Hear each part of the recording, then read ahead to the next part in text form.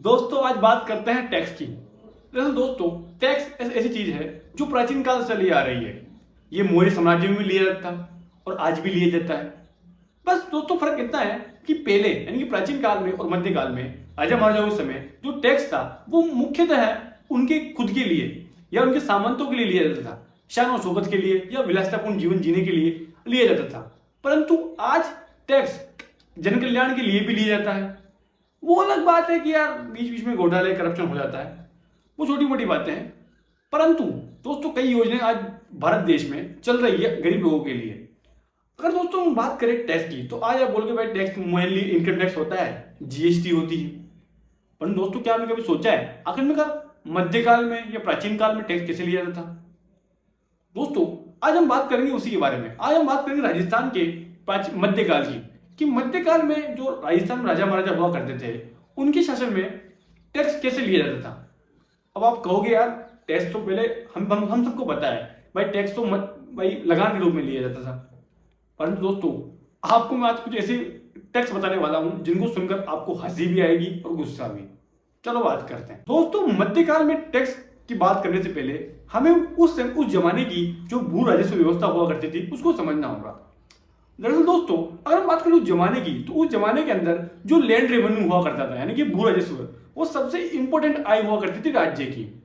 अब उस जमाने में जमीन कैसे, मतलब क्या जमीन किसान की हुआ करती थी? दरअसल दोस्तों उस जमाने पर दो तरह की जमीन हुआ करती थी। एक तो थी खालसा, जो राज्य की जमीन हुआ करती थी सीधे, उस पर जो लगान थे वो राज्य के अधिकारी लिया करते थे, वो राज्य के सीधे नियंत्रण में थी। और दूसरी थी जागीर। अब जागीर जागीरदारों के कंट्रोल में थी। अब जागीरदार कौन हुआ करते थे? मतलब दोस्तों ये जागीरदार वो लोग हुआ करते थे जो राज्य के लिए सेवा देते थे, जैसे कि सामंत लोग। इन जो जागीरों में जो कर लिया करते थे वो जागीरदार लिया करते थे। इस कारण इन क्षेत्र में जो किसानों की हालत थी वो भयंकर खराब थी। और दोस्तों जागीर भी कई प्रकार की हुआ करती थी, जैसे कि एक जागीर थी शासन नाम की, जो चारणों को, भाटों को, कवियों को, ब्राह्मणों को दान के रूप में दी जाती थी। इस पर टैक्स नहीं लगता था। और एक होती थी भूम। दोस्तों ये भी इसी प्रकार जमीन हुआ करती थी जो दान में मिलती थी। ये जो दान में दी हुई गई भूमि होती थी ना, इनको नाम मतलब बेचना मना था। दोस्तों अगर हम बात करें लैंड रेवेन्यू की, यानी कि भू राजस्व कैसे लिया जाता था राजस्थान के अंदर, तो राजस्थान के अंदर देखो दरअसल दोस्तों कहने को तो मात्र 1/3 भाग राज्य लेता था। यानी कि अगर मान लो आपके खेत में, यानी कि आप मध्यकाल में एक किसान हो मान लीजिए, और आपके खेत पर 100 किलो अनाज हुआ है। अब कहने को तो राज्य 1/3 भाग उसका लेगा, जो ज्यादा नहीं है। परंतु दोस्तों अगर बात करूं लेने के तरीका का, तो तरीका बड़ा ही अजीब था। उस समय लाठा कुंता व्यवस्था चलती थी राजस्थान में मुख्यतः। अब लाठा कुंता व्यवस्था क्या थी? दरअसल दोस्तों इस व्यवस्था के अंदर जैसे अनुमान से ही बांट लिया जाता था कि भाई ये राज्य का, ये आपका।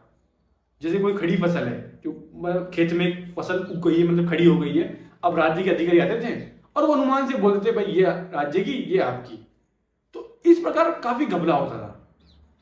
और बात करें अन्य लाभ भाग की, दरअसल दोस्तों उस जमाने में अगर बात करें राजस्थान में, तो भाई जो राज्य है मेन, उसके पास जो आय का स्रोत है वो क्या है? वो उस राज्य के जो किसान है वही है। इसके अलावा बाहर से तो कोई टैक्स लगा नहीं सकता था। तो उस समय आम लोगों पर बहुत प्रकार की 100 से भी ज्यादा लाख भाग लगा करती थी।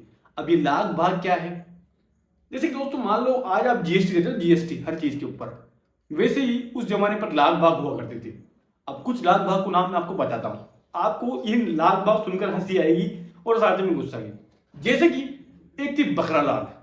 अब इसमें क्या हुआ करता था, किसानों को हर वर्ष जो सामंत है उसके घर हर वर्ष में एक बकरा बेचना पड़ता था, या फिर कुछ रुपए देने पड़ते थे। और अगर बात करें चौरी कर की, जैसे कि मान लो अगर मध्यकाल में आप किसान हो और आपके बेटी की शादी होती है तो आपको टैक्स देना पड़ता था।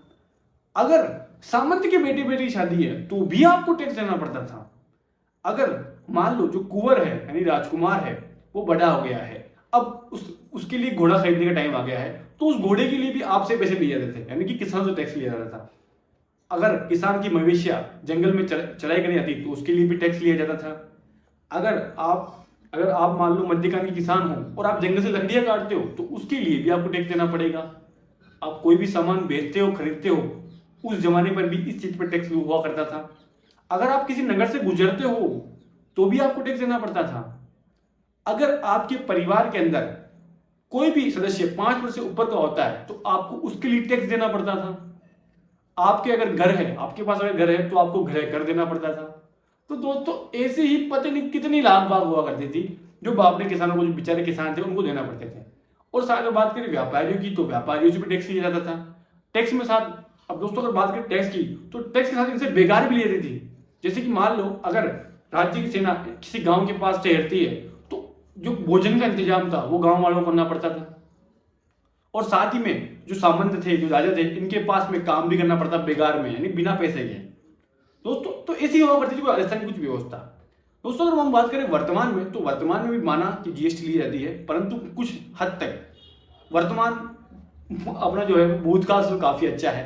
आज एक बंदा आजाद है और जो गरीब आदमी है उसको टैक्स से छूट मिली है। बस दोस्तों अगर वीडियो पसंद आई हो तो लाइक सब्सक्राइब जरूर कर देना यार।